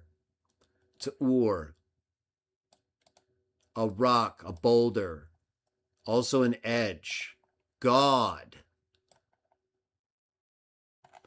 Okay, so the Hebrew word that is translated rock that you see all in Deuteronomy 32, there might be another term that's also used, like a parallel sequence term. But for the most part, if not entirely, we'll verify right now. When the text that we see translated as rock refer to God in Deuteronomy 32, it means God, not rock. Look, this is I'm telling you, this is massive, okay? This is bigger than you're realizing. This is the first reference in Deuteronomy 32 to God as the rock. The Septuagint doesn't use Petra or any term for rock. It uses God to translate what in the Hebrew can mean rock or God, like you just saw, right? So we just saw how the Hebrew of Deuteronomy 32:4 doesn't use the word for God, right? Doesn't use El or Elohim or another form. It uses a form of Tsa'ur with the article, Hatzur. But the Greek uses theos. Okay, so you might be thinking, well, is that just like a one time? Sometimes the Septuagint will translate words a little different, maybe a related term or even a full variant, right? Just totally different. Sometimes it can be more interpretive and direct, like angels for Elohim. So what is going on here, right? What's happening here? Okay, is this just a one time? No, well, if we look back, all his ways, God of faithfulness without injustice. And then we keep going. Okay, so we can see the first instance, the Hebrew uses the word for rock that can also mean God, Tsa'ur. The Greek uses theos. The English uses rock because it's translated in Hebrew. I'm sure Greek translators like Brenton would use God. We don't need to verify that though right now. Let's look for the next reference to rock in Deuteronomy 32.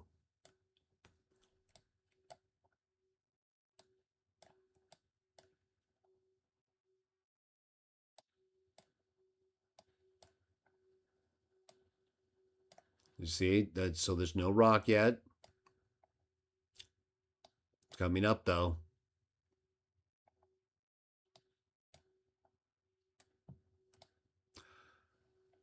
32:13 is the next reference to rock. He had him ride on high places of the earth, right? Of course, he's talking about Jacob, right? His people. Carried him on his wings. Lord guided him. There was no foreign god with him, no foreign god. That's not the angel who's a god like God, who's doing only what God says and does, and is therefore reinforcing God, not anyone else, including that angel. He had him ride on high places of the earth, ate the produce of the field, had him suck honey from the rock, and oil from the flinty rock. Let's see what the Greek says. What was that, Deuteronomy 32:13? Hey, Sam, you know how in 1 Corinthians 10:4, you made a big deal about the rock being Jesus, and we even agreed it's the angel who followed them, but you wanted to make the rock the same as the rock that's referred to in Deuteronomy 32 that we proved to you was the Father and couldn't possibly be Jesus according to Jesus, and the actual description of Father in that text, not what you wanted to mean. Look, so we know, Sam, be exposed. Look, Sam, in Deuteronomy 32:13, there it is. Ha! Sam! There's your conceptual and direct word link. Oh, look, there it is again at the end. So, Sam, the only two times in Deuteronomy 32 where Petra is used is of an actual rock that sustained the Israelites while they were traveling. Yeah. And remember 1 Corinthians 4? It was talking about, Sam, how Jesus sustained them in it as the spiritual rock. Spiritual drink and the spiritual rock, Sam. It's talking about how he sustained them spiritually the same way the literal rock did literally. It's not talking about him as the rock, Sam. It's so unbelievable what these people have done, everybody. It's beyond comprehension how far gone they are. Sam, this is talking directly about them drinking and eating spiritually from what they drink and eat from here, literally. Honey from the rock, oil from flinty rock, curds of the herd, milk of the flock, fat of the lambs. Sam, Paul's saying Jesus was this rock that fed them spiritually, Sam. The only times, everybody, that the same rock, Petra, is used and referred to is right here. That's it in Deuteronomy 32. It's literally also what Paul is talking about, them eating and drinking, right? Sam wanted us to think it was talking about this rock, which has nothing to do with what Paul's talking about. Doesn't use Petra as a translation, but uses theos, because the Hebrew word can mean God. It's not semantically related, and it's not conceptually related at all to the rock of 1 Corinthians 10:4. No, the actual conceptual and semantic reference, Sam, from 1 Corinthians 10:4 and the uses of Petra, use of Petra there, are the uses of Petra in Deuteronomy 32 for actual rocks. Yeah, that's why it uses that same word. And why the actual words that describe God as a rock have nothing to do with eating or drinking literally or spiritually like the rock in 1 Corinthians 10 and the rocks right here, my friend. You have completely collapsed, right? I mean, that you knew. I think when I said Petra, you like literally ran to the bathroom. You're like, I'm out, right? Let me do what I want here. Where's Cora? That's what he thinks, Cora. I don't care what you say. You can, if you want to stop it, then just eliminate. You can't. You want to stop it? Stop Sam. And you should be supporting me. Reminding Sam of his perversion and his sexual abuse of you is a good way to break him down. So I don't even know what that's so weird that you would care. You would have to be working with Sam on some level to be worried about that. You should be applauding me for breaking him down with his abuse of your person. I'm not doing it. I'm referring to it. Okay, and he's abusing all of us right here. He's lying. So Sam, yeah, that's a catastrophe, my friend. Let's just go ahead and pull up the Hebrew also, 32:13, so we just fully annihilate Sam. Right?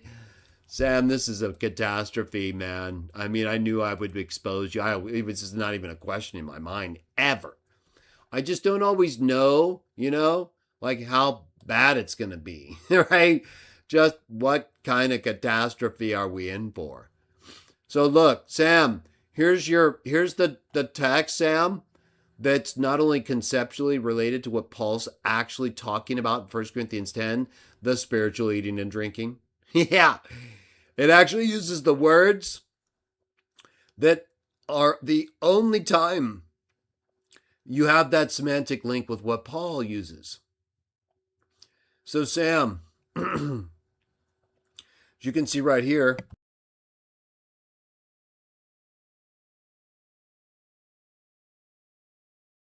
sorry, it gets a little dry. It uses the same word, tsa'ur. And remember what I told you, what we saw. It can mean either God or rock in the Hebrew. Okay? And you can see that even outside of definitions like this, the Greek agrees with us. The Greek Septuagint, like you saw in Deuteronomy 32:4, translates tsa'ur by theos. Here, it's talking about a real rock, Sam. So guess what?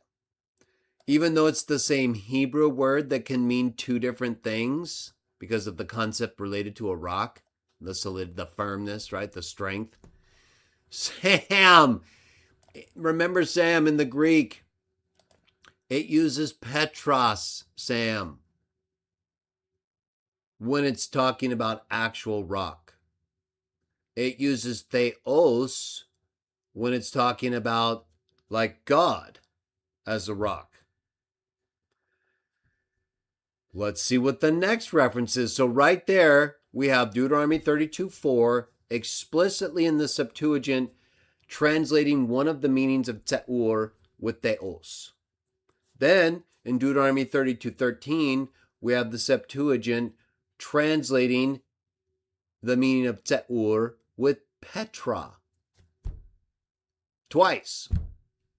When it's contextually, Deuteronomy 32:4 is talking not about a literal rock, right? It's talking about God. Deuteronomy 32:13 is not talking about God. It's talking about a real rock. Hence, Petra. Deuteronomy 32:4, Theos. What's the next instance of rock, Sam? There's the one we just did, the real rock. Petra, like in 1 Corinthians 10:4. Ha! Sam, this is going to get really bad, my friend. If you thought it's going to get worse. Here it is. We can see it's clearly using rock in reference to God, right? The translation, NASB. So what's this? Let's look at the Hebrew. We'll start there, 32:15. Sam, it's going to get worse. But you need to know this, Sam, right? Because if you don't know and other people know, then what? They're going to know you're stupid and you won't realize why, right? That's one of his greatest fears. Okay, so look, it has kind of a parallel sequencing here, right? And he forsook God who made him and scorned the rock of his salvation. So even right here, we get Elohah, God, used in parallel sequence with tsa'ur, which can on its own, as we saw, mean God or rock. And so they're very closely related semantically and conceptually in terms of their association, right? That doesn't mean they have necessarily the same root. I'm just saying that there's a sense in which they're conceptually linked and used as words coupled together for the same subject, like right here. So there's a semantic relationship. God who made them and scorned them, the rock. Okay, so here it's using Se'ur again, which we know from Deuteronomy 32:4 can mean theos, God, or from Deuteronomy 32:13, real rock, Petra, right? What's this? Well, context tells us it's going to be probably God, right? If that's the pattern that's consistent with the meaning of the term in the Greek, Deuteronomy 32:15. Oh, I'm sorry, right here.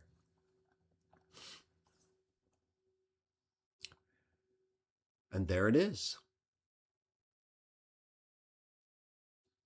And they left away from the God who made him. And he left off the God who made him. Talking about Jacob, a singular but a collective reference. And he stood away from his Savior God. Once again, right? Look, Deuteronomy 32:5. It uses God once, according to the Hebrew, and then rock, which is exactly what we saw as the case. God, Elohua, and then rock, Te'ur. But in the Greek, it uses God both times. Ton theon, and then just The'u. The'u soteros Te'autu. His Savior God. It does not use Petra, Sam. Hello, Sam. Sam, I would like you to apologize to yourself and to everybody else. Of course, this is not going to change God, but you have lied to everybody, Sam. You've deceived everybody. Or you're a reject, right? You're a little retard now. If you haven't deceived everybody by making us think that Petra in 1 Corinthians 10:4 is the same reference as the word for rock in English translations when applied to God, when in fact it's not. It's not even referring to those. It's referring directly to Deuteronomy 32:13, where Petra is used twice explicitly for real rock. That's actually serving the same purpose as the spiritual rock in 1 Corinthians 10:4, namely to feed and drink and give them food and drink. Sam, your favorite things, how could you forget it? You didn't, you're a liar. So right here we can see everybody one second time in Deuteronomy 32. Te'ur is conceived of by the Greek translation in the sense in which it has as rock. I'm sorry, as God, my bad. It can mean rock. But it actually, Deuteronomy 32:4, when it's explicitly for God, it's theos. Deuteronomy 32:15, where it's explicitly for God, it's ton theon and the'u. Deuteronomy 32:13, where it's explicitly for real rock, it's Petra, which is spiritualized by Paul in 1 Corinthians 10. He's such an idiot. Look, we're not even close to done. Sam, it is game over, my friend. This is the end for you. This failure right here is not recoverable, my friend, and we're not even done. Look, it gets worse for him. Sacrifice, okay, we already covered that. We'll get back to it as well more. Verse 18, Sam, the rock who fathered you. Who is that, Sam? You made a big deal about it the other day. It's God, right? It says right there. Once again, everybody, we see a parallel reference, parallel sequence, close association with the God and the rock, just like you'll see again in the Hebrew. 18. The rock who fathered you, Te'ur, you neglected and you forgot. The God who gave birth to you, El. So we can see once again, Te'ur and El are used in parallel sequence for the meaning God. Not a real rock, Sam. Not even figurative for rock. It's just another meaning for the term. It's talking about him as God, and it has this sort of concept of strength added to it. So, there's this metaphorical aspect to it, but it actually is just saying essentially the same thing. It's conveying the same strength and firmness that God effectively does, using a different word that has that same meaning. What about the Greek, Sam? So we can see that the English uses rock, where the Hebrew has Te'ur. And then the same text uses El for God. So let's look at the Greek, Sam. 32:18. Theon. the God who birthed you. The'u. There's no Petra, Sam. Just theon and the'u. This looks to correspond to the first use, to the first use of tseur at the very beginning of the verse. Just like 32:4. Tseur, the rock. Theon, God. Then, where the Hebrew has God, the Greek also has God. So it's very clearly using tseur when it's applied to God for the exact same meaning as God. But Petra, in verse 13 of Deuteronomy 32, is very clearly not referring to God and to real rock that they ate and drank from. That Paul spiritualizes in the account where he calls Jesus the spiritual Petra they ate and drank from. I wonder what verse Paul's thinking of in Deuteronomy 32, Sam. Yeah, the one verse you didn't directly associate with what you wanted everyone to see. And there's no way he could be talking about those other verses, Sam. Petra's not used. And theos doesn't fit what he's talking about. It has to be the spiritual drinking and feeding from the real, from the literal drink and food. The literal rock in the Old Testament, Sam. So you're defeated in all levels. Deuteronomy 32:18 again defeats you. Next, Sam. Oh, we're not with Sam. Okay. Let's see right here. They made me jealous with what is not God. They provoked me to anger with their idols. I provoked them to anger. A fire has flared in my anger. As it burns, lowest part, devours, sets on the foundations. My arrows, wasted famine. Teeth of beast, venom of crawling things, both young, man and virgin. I'll wipe them out. You get wiped out, Sam.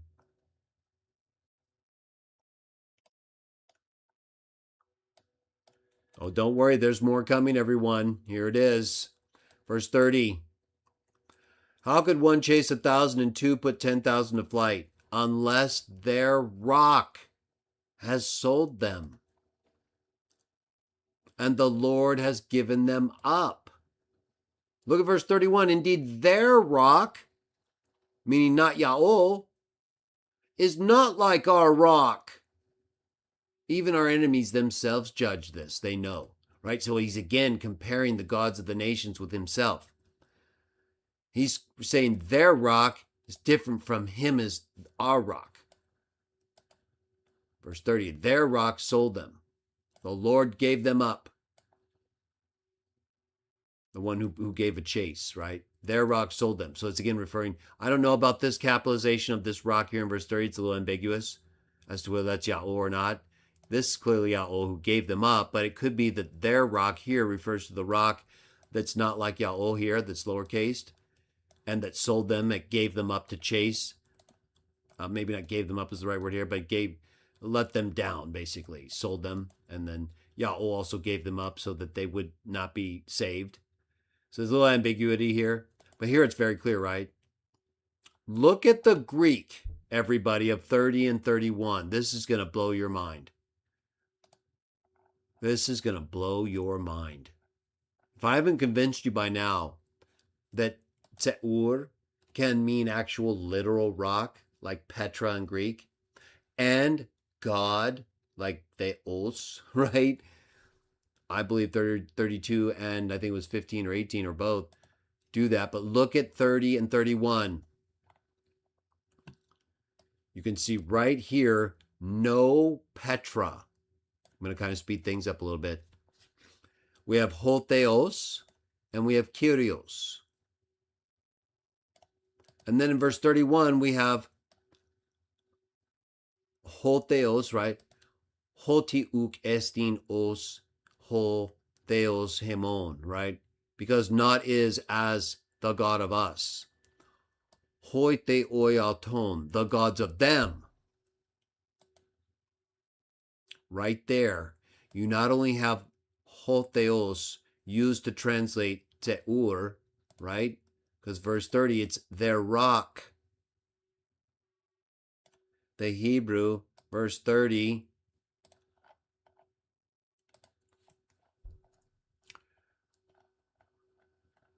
their rock, Turam. It's just a form of Teur. Turam. And then you have the divine name, Ya'ol. But in the Greek text, or I'm sorry, in the Hebrew, I'm sorry, the Greek, right? The Hebrew had Teur and the divine name. The Greek has Hotheos and Kyrios. Then in verse 31 of the Hebrew, right? So Teur and Ya'ol, which the Greek translates by Theos, Hotheos, and Kyrios. So again, no Petra. Then verse 31, look. For not like our rock, ke Teurenu. It's a possessive, collective possessive, but the same word is used as part of it. Our rock is not like our rock, their rock. In other words, their rock. Remember, we read that in the actual NASB, right? Unless their rock sold them. In verse 31, their rock is not like our rock. So look, right here in the NASB 30 and 31, you have rock, Lord, and rock. In the Greek, you have God, Lord, God, and gods. There's no Petra. None of this is real rock, right? These are all terms for God, including Teur used here. It has nothing to do, Sam. You lied to everybody. You're a catastrophe in every way. It's game over. Your career, you want to talk about a career ending? Does someone want to explain to me how this doesn't end this fatso's career? How he gets up here and lies to everybody and tells us all it's the same rock? When it literally is not the same rock that Yahweh is. He not only failed everybody to properly define Father in Deuteronomy 32, lied to everybody and said it wasn't the Father as part of his fake Trinity, but that it was the Son as the Father in a created sense, when the very description of the verse and the context of that verse and what Jesus says proves he's a liar. Then we get right here. This guy's crazy. Doesn't even do an analysis that tells us what kind of rock we're dealing with. It's God, Sam, when it's referring to him as Teur. That's not what Paul is talking about, or what the reference is to Petra in Deuteronomy 32, verse 13. Every single thing you have said is wrong and a catastrophe. So look, everybody, where the Hebrew in verse 31 has rock, right? It uses a plural for rock. Well, third person plural, but it just says rock. Their rock is not like our rock is their rock. But in the Greek, it translates it with a plural. Hoi theoi auton. Not their rock, their gods. Right? Very clearly, we have a totally different reference and connection that most English translations have failed us on. That's clear to me now. I didn't realize how bad this masking of God as rock is fooling people where texts like 1 Corinthians 10:4 is concerned. That's a problem. Because it's very clearly referring to a very specific use of Teur that means real rock in Deuteronomy 32, even with the conceptual connection of eating and drinking in the spiritual sense that Paul makes, yet you wouldn't know that. And if you rely on false teachers like Sam, you will be deceived and fall into the pit with him. Do you guys not see the danger in listening to this clown? He's a total idiot, and he's been deceiving people nonstop. Even our enemies themselves, just as their vine is vine of Sodom, Gomorrah, like Sam. His sodomy comes up again right there. Let's see if we have another rock reference. Vindicate his people. Compassion. He will see. Where are their gods? The rock in which they took refuge. Right there. We have another parallel reference or use of gods with rock. Not real rock, Sam. And guess what? Let's look at it. Deuteronomy 32:37. What do you think, Sam? Do we get Petra here? Do you think we finally get a Petra that you can use to make the connection you were trying to make but abuse and lied to everybody? No, I think not, Sam. Look.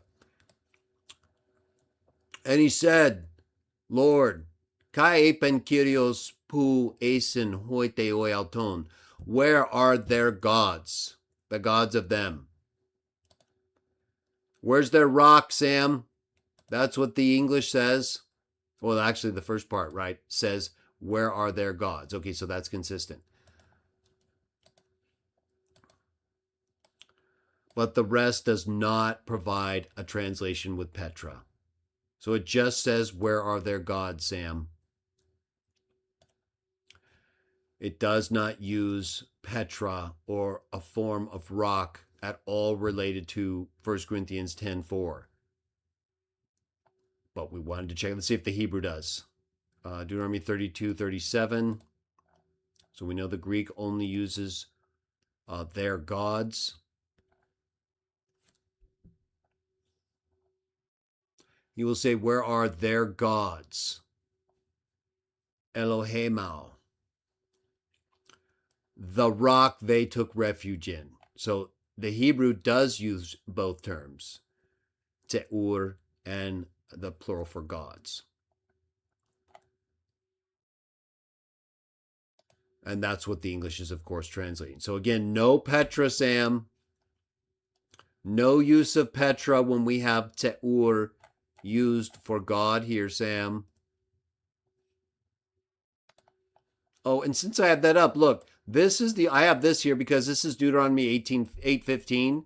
This is the only other use of Petra outside of Deuteronomy 32 for the actual real rock that they ate and drank from. That's spiritualized by Paul in 1 Corinthians 10:4, proving Sam's a liar, right? Right here, Deuteronomy 8:15. I wonder what it is, Sam. Who led you in the wilderness, the great and the terrible, with serpents, fire, and scorpions, with thirsty land, where not there was water? Who brought for you water out of the rock of flint? It's a real rock, Sam. It's another form of te'ur, Sam, with the preposition out of. I wonder what the Greek says, Sam. The English, it says rock, because it is real rock. Let's look at the Greek, Sam. Deuteronomy 8:15.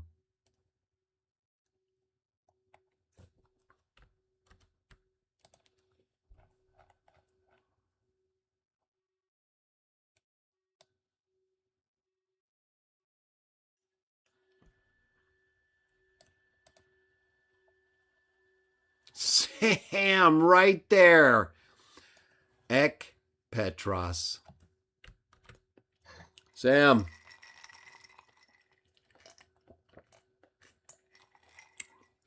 Did you know that you're a biatch? Sam, the only times that Petra is used in Deuteronomy 38 or period is for real rock.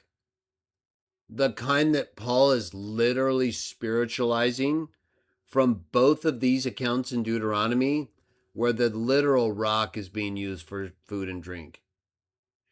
Yeah, if you weren't so stupid or such a liar, probably you could have saved us all time and masturbated some more, right? I don't know, pal, but this is your career's finished. There is zero recovery. How are you going to explain how badly you have interpreted 1 Corinthians 10?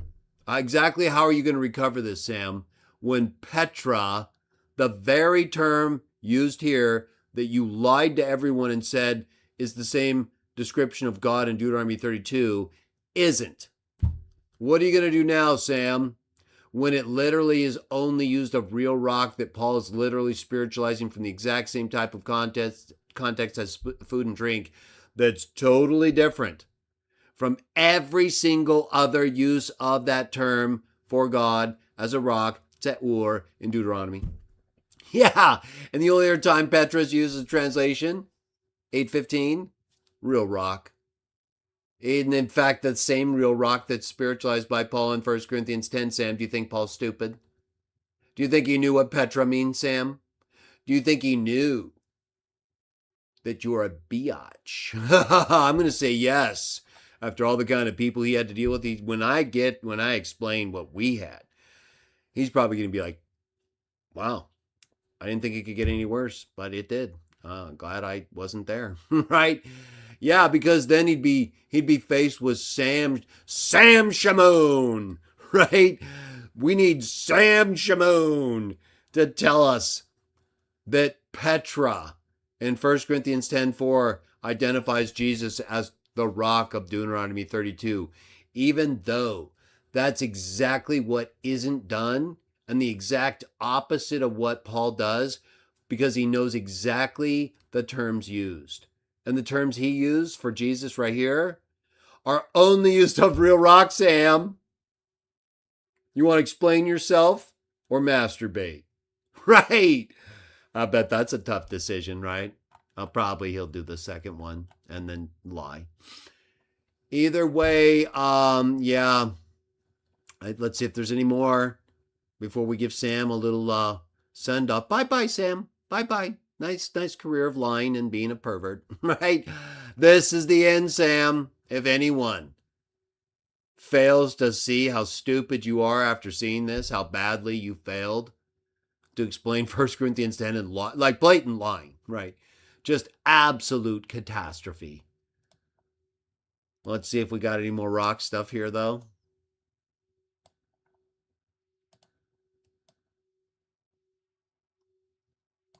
Just want to make sure. No.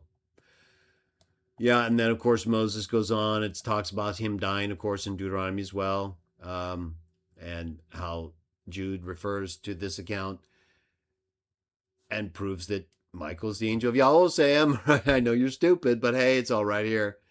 There's no other angel here unless it's Gabriel. And so you lose. But the fact is, Sam, we have exposed you. Yes, we have. We've exposed you for just the worst type of lying, right? Let's bring him up and actually just get a little bit of Sam in. We won't spend too much listening to him because of how stupid he is. We're going to keep blowing him out till the whole stream is gone, wiped out. But we needed to reset things, did we not? Do you all see why I had to go back and show how stupid Sam is? The way he has lied to everybody about 1 Corinthians 10:4 and Deuteronomy 32. I mean, it's so despicable, right? How bad he interprets these things, lies to everybody, and gets it all wrong. Right? I mean, it's just a catastrophe in every way. So let's see. We're at his channel now. He tried to do he went insane earlier. I mean, Sam's going nuts right now. Sam, we exposed you. You've been exposed. Right? There's no hope for recovery, really, pal. We don't know if your bathroom material was really here earlier, but someone's concerned about your masturbation. I'll say that. I guess not enough to tell you to stop talking about her or masturbating, right? Which we know you're doing, right? So let's just knock it off. Stop lying. We know you do this constantly. This is a big problem. Where's that dumb video that he did that we're destroying? Oh yeah, no, it's one of those where he's like a fake person, right? Where he's attacking David Wood. It wasn't this far back though. Did he take it down? Is he that much of a pervert? Do I have to go and pull the link up? What did he do? I think it's got to, yeah, right here. Okay, good. Christ. So prepare your ears. And you still want to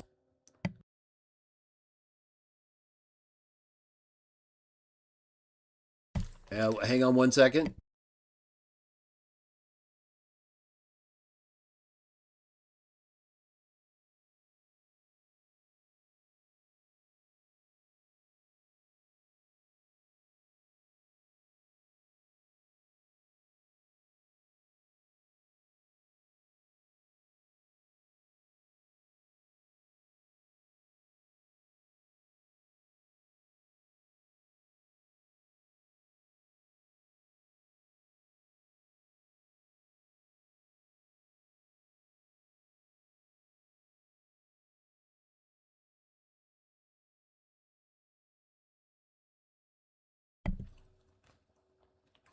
Petra.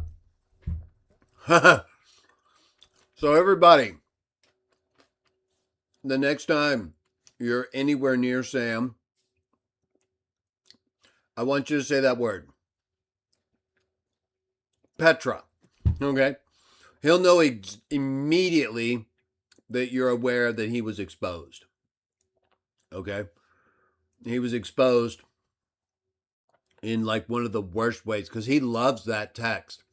And I usually just go with it, 1 Corinthians 10:4, the rock that followed them, because we know he's the angel that was appointed to do that, right? Literally proves he's an angel in that sense. But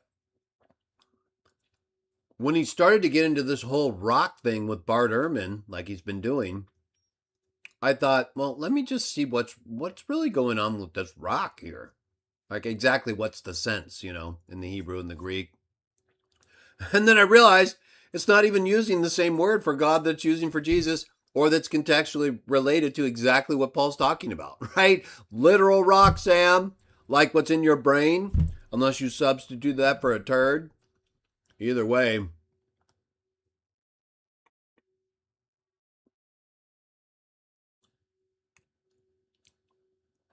All right, so Walt, you're going bananas here.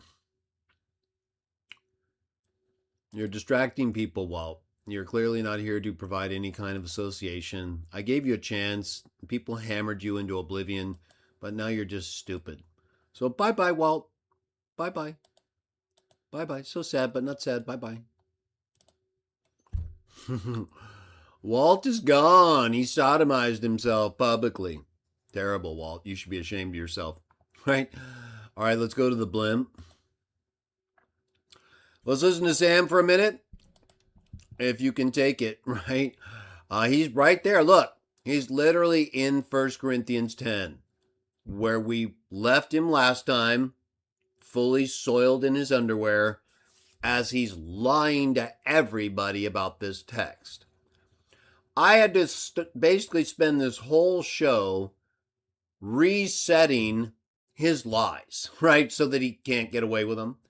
So that now when he tries to make the lie, like you're going to hear him do it right here, right?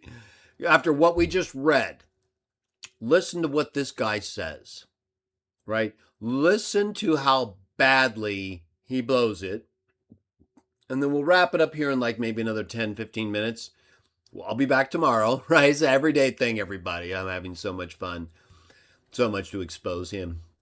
And then seeing how bad he is, like all these horrific errors, this could put him away.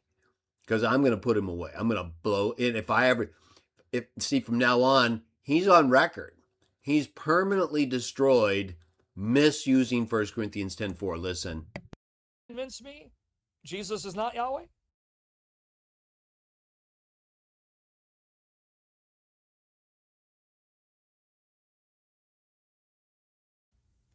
Paul doesn't believe Jesus is Yahweh? Really? You see why? May God destroy.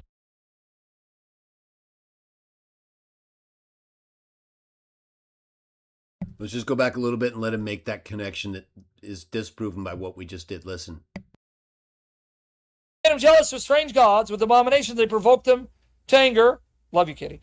They sacrificed demons who are not God, to gods whom they have not known, new gods who came lately, whom your father did not dread, You neglected the rock who begot you and forgot the God who brought you forth. So wait, the rock that saved them, formed them, fashioned them, delivered them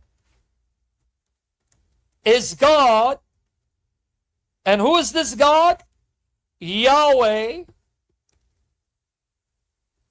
And yet here we're told the rock who fed them, nourished them, gave them to drink, followed them, was Christ. And you still want to convince me Jesus is not Yahweh? Do you guys see? Do you see what we have to deal with? Do you see what he just did? Which is what I told you did and what he did when we watched him last part, right? But after reviewing what we just reviewed, we read all of 1 Corinthians 10, and we read all of Deuteronomy 32, I think, or most of it. We did all the rock references. And then we looked at the Hebrew and the Greek, compared it with 1 Corinthians 10. It was very clear, was it not, that when God's called Te'ur in Hebrew, Sam, that's the meaning God. It literally also does that with other gods. It calls them rock and then hoi theoi. But it never uses Petra for those references to God as Te'ur, Sam. Not one time. And anywhere in Deuteronomy 32 or the whole book of Deuteronomy. Did you know that? No, you didn't. Or you did. And you're either stupid or lying, right? No, Sam. It always uses either nothing in the Greek or a form of theos, plural singular, when it's talking about God as the rock or the other gods as rocks in that sense. It doesn't use Petra, Sam. You know where it uses Petra in addition to 1 Corinthians 10? In Deuteronomy 32:13, it uses it twice for the exact same thing that Paul's talking about in 1 Corinthians 10, what they ate and drank from, which in the original use of in the original account is real rock, that Paul is spiritualizing and saying Jesus sustained them the way that the real rock did. Yeah, he's not talking about the references to God as Te'ur or Theos at all. No, it's not even conceptually related because he's literally talking about eating and drinking as well. But none of those references to God as rock, Sam, Te'ur, not Petra, none of those are talking about the same type of eating and drinking at all, ever. So, semantically, conceptually, contextually, you're gone. You're not fit for this, Sam. You're going to get destroyed, and you already should have been, and you pretty much already are. So you've been humiliated and disgraced, my friend. You've done it to yourself, and it's going to get worse. The other stuff I have lined up for this series and the other one that we're going to do more tomorrow and the rest of the weekend and all that stuff. Sam, it's going to get really bad. Now, this one almost got by me, Sam, because I was kind of just going to focus on what you were saying, like I said. But then I thought, he's a pervert, right? Exactly why should I trust him on anything? Let me just make sure he's not lying about this rock. And yet, boom, once everything you do and teach, Sam, is a lie. Every time you use God, it's a lie. And now we know when you refer to Jesus as the rock, you're also lying too. Yeah, no, it's talking about a spiritual version of a real rock, Sam. If you weren't so stupid or dishonest, you could not only see that, but believe that, have time for your daughters too. But because you're a selfish narcissist who loves attacking people more than you love your own daughters, there's not much hope for that, is there?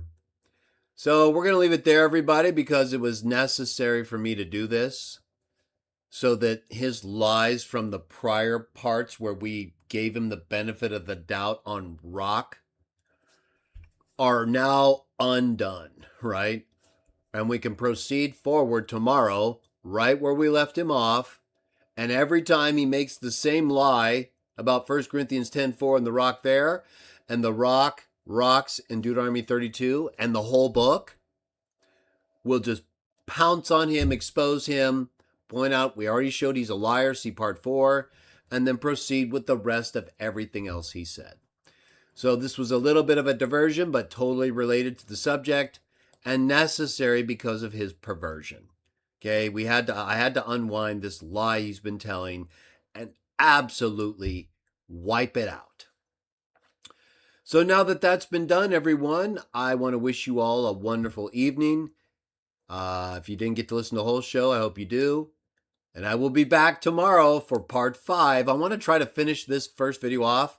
Then we'll jump in the weekend. By then, we'll jump to the other series where we can do a lot of other cool stuff.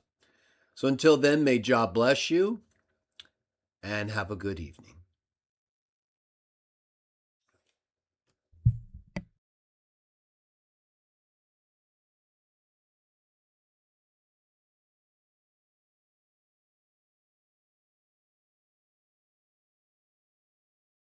Other cool stuff.